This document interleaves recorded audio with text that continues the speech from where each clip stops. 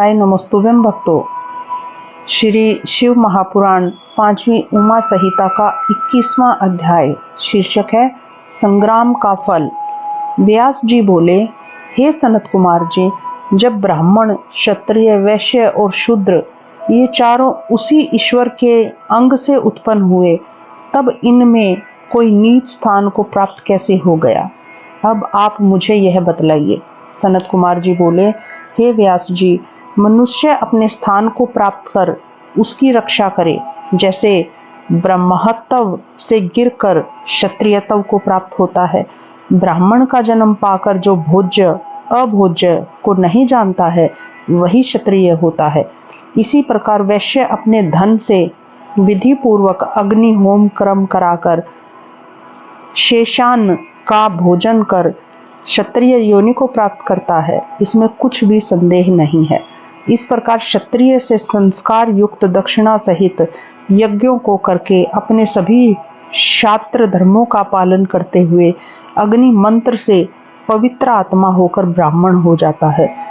कर्म की यह महानता है। व्यास जी बोले, क्षत्रिय जिस फल को संग्राम में प्राप्त करता है, उस फल को अत्यंत दक्षिणा वाले अग्निष्टोम आदि यज्ञों को भी करके कोई प्राप्त नहीं कर सकता है।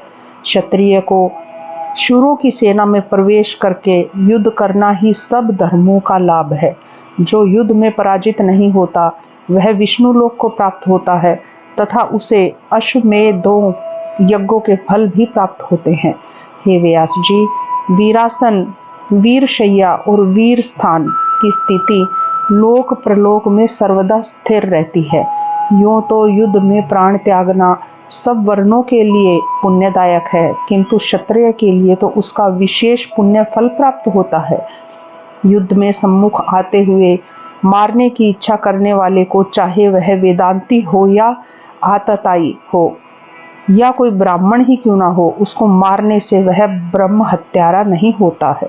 परंतु ऐसे समय में भी जो पानी मांगता हो, ऐसे मारने योग्य को भी नहीं मारना चाहिए, और रोगियों को भी जो संग्राम भूमि में मारता है, उसे ब्रह्म हत्या लगती है। क्योंकि रोगी, दुर्बल, बालक, स्त्री, कृपण, अनाथ, निश्चल और जिसका धनुष टूट गया हो अथवा जिसकी धनुष की प्रत्यंचा यानी कि डोरी टूटी हो, ऐसे मनुष्य को भी युद्ध में मारने से ब्रह्म हत्या लगती है।